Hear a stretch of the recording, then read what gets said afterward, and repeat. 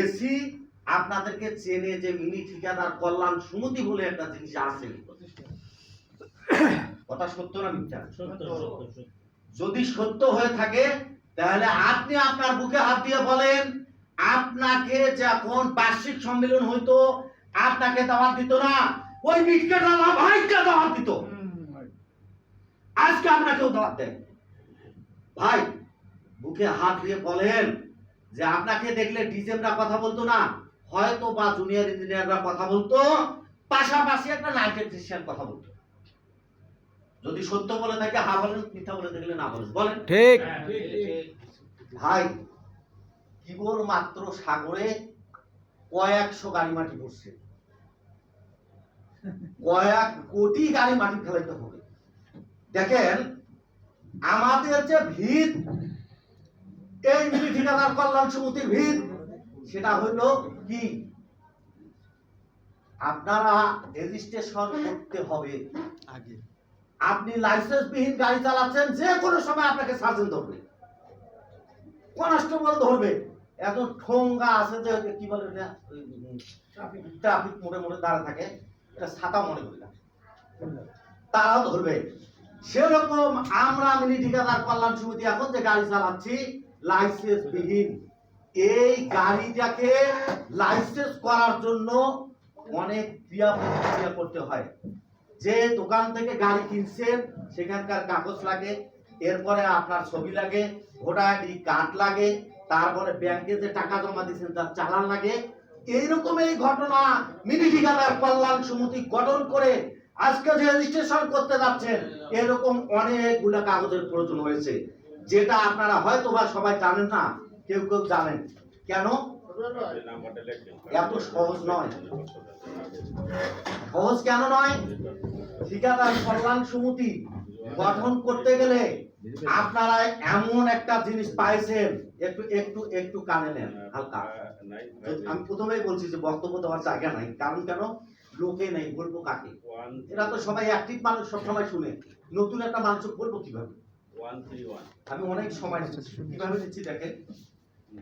কি বলতে ধরছিলাম?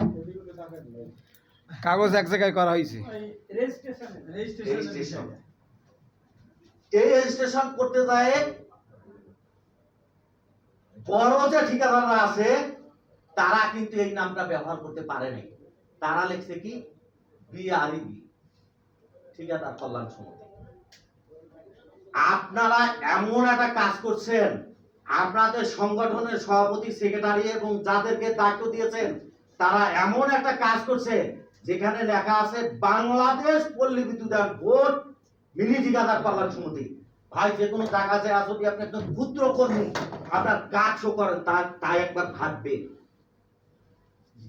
বাধ্য যে বাংলাদেশ পল্লী বিদ্যুতায়ন বোর্ড মিনি ঠিকাদার কল্যাণ সমিতি।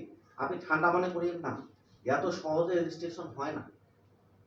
একবার করে এরকম মনে হয় 10 বার যারা রেজিস্ট্রেশন কমিটিতে আছে, এই যে এখানে রবিল ভাই আছে, আমার পলা সরকার দা আছে, আমাদের বাকি সদস্যরা আসে নাই, সেক্রেটারি মহোদয় আছে, কতবার ব্যাক করছে ফাইল। আমরা একটা জেদ ধরছিলাম যে এইটাকে রাখেই রেজিস্ট্রেশন হবে। আল্লাহর অশেষ রহমত, আমাদের বাংলাদেশ পল্লী বিদ্যুতায়ন বোর্ড মিনি ঠিকাদার কল্যাণ সমিতি নামে রেজিস্ট্রেশন হতে যাচ্ছে, এবং আল্লাহ যদি চায়, উপর আল্লাহর ইচ্ছা হইলে খুব অচিরে, খুব তাড়াতাড়ি আপনাদের রেজিস্ট্রেশন হয়ে যাবে। আমাদের ভালো লাগে না? এটা হলো লাইসেন্স বিহীন যে গাড়ি চালাচ্ছিলেন সেটাকে আপনারা লাইসেন্স করার জন্য যে জমা দিচ্ছেন, এটা ক্রিয়া প্রতিক্রিয়ার ভিতরে আছে, এবং অল্প সময়ের ভিতরে আমরা আলোর মুখ দেখবো এবং লাইসেন্স হয়ে যাবে। বুক খুলে বলতে পারবেন, যেমন আমি মাঝে মাঝে বলি, আমি আতিকুর রহমান আতিক মিনি ঠিকাদার কল্যাণ সমিতির একজন প্রতিনিধিত্ব করি। আপনার সাহস থাকলে কথা বলেন, নিজের বুকের পাটা দেখাবেন। যদি আপনাকে কোনো পিপিএ যে ঘুষের জন্য চার্জ করে আপনার লাইসেন্স নবায়ন না করে, আপনি নিজে লড়াই করেন, লড়াই করার পরে পিপিএস কমিটি থেকে আসেন জোন কমিটিতে, জোন কমিটিতে যদি কথা না শোনেন তাহলে কেন্দ্র কমিটির কথা বলেন। কার বুকের এত পাটা আছে যে মিনি ঠিকাদার কল্যাণ সমিতি নবায়ন করবে না, আর বুকের পাটা আমরা দেখবো? এর চেয়ে আর কথা থাকে না। ঘুষের জন্য আপনার লাইসেন্স নবায়ন হয় নাই, এটা আমি বিশ্বাস করি না। নাটোরে হয় নাই নাটোরে, ওখানে সে 2023 সালের উচ্ছেদ 1122-এর একটি ইয়া লাগাই দিছে আইনে। দেখেন যে 1 বছর যদি আপনি কাজ পায় না থাকেন এবং 1 বছরে কোনো রকমের কোনো কাজে অংশগ্রহণ করে না থাকেন, শিডিউল ক্রয় করে না থাকেন, তাহলে আপনার লাইসেন্স আমি নবায়ন করতে পারবো না। এটা আরবি তাকে এবং বিদ্যুৎ মন্ত্রণালয় তাকে হলো লাইসেন্স দিছে আপনার বাতিল করেছে। কিন্তু এখানে আমাদের একটা কথা আছে আতিক ভাই, আমি ওইখানে কিন্তু একটা পয়েন্ট ছিল যে যারা গত বছরে যে নবায়ন করে নাই সে বলছিলাম না, বাবুয়ের কথা শুনে বলতেছি। আপনি জিএম বললেন যে গত বছর যদি নবায়ন করে না থাকেন সে তো পার্টিসিপেট করার কোনো প্রশ্নই ওঠে না। আর আমাকে আপনি নবায়ন করছেন, সেখানেও আপনি আমাকে দিচ্ছেন না। আপনি বলছিলেন যে এটা ইয়া করেন, চলেন যাই। সভাপতি মহোদয়ের সাথে কথা বলতে বলছিলাম, সেক্রেটারি কথা বলতে বলছিলাম যে যার মতো অতগুলো লাইসেন্স কাজ পাই না বাদ দেন। বিষয়টা এরকম দাঁড়াইছে ওই জায়গায়। যাই হোক, ওইদিকে যাইতে যাচ্ছি না।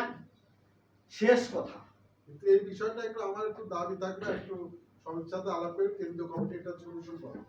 শেষ কথা বলছি যে দুইটা কথার পয়েন্ট এবং বাউয়ের কথার উপরে কথা বলতেছি, অন্য কারোর কথা শুনতে যাচ্ছি না। এই একটা কথার উপরে সমস্ত কথা চলে আসে। আসেন, আমরা কোনো কাজ করতে পারিনি, যাদেরকে দায়িত্ব দিয়েছেন আমরা দায়িত্বশীল হিসাবে বসে আছি। যেমন সাব্বির ভাই এখন আরবির একজন বেশ ভালো ঠিকাদার, আরবির দুটি সাইড দেখে, সেটা হচ্ছে সিভিল এবং মিলিটা আমাদের সঙ্গে আছে। উনি যদি চায় এই কাজগুলো হয়। আসলে বিষয়টা হচ্ছে উনি আমাদেরকে বলছিল, আপনি দেখেন যে আপনাদের যে এই যে নবায়ন হয়েছে তার একটা করে লিস্ট, আমি জানি না আমরা সবাই লিস্ট দিতে পারছি কি, এটা আমি জানি না। লিস্ট দেন এবং কি যতদূর সম্ভব সেক্রেটারি ও সভাপতি মহোদয়ের স্বাক্ষরিত একটি চিঠি মেম্বার ইঞ্জিনিয়ার কাছে দেওয়া আছে, 12টা না 14টা পেজ দেওয়া আছে সার্কুলার করানোর জন্য। ওনারা বলছে যে এগুলো মনে হয় ডিসেম্বরের পরে আমাদেরকে দিতে চাইছে, দিয়ে দিবে একসঙ্গে 12টি পিপিএস এর সার্কুলার করাবে। যাকে একটা আসার খবর। 2 নম্বরের কথা হলো, এর মাঝে আরেকটি কথা আছে 2 নম্বরে, সেটা হচ্ছে কুমুটি করার পরে আমরা কিন্তু চলে যাই, আর কথা থাকে না। কেন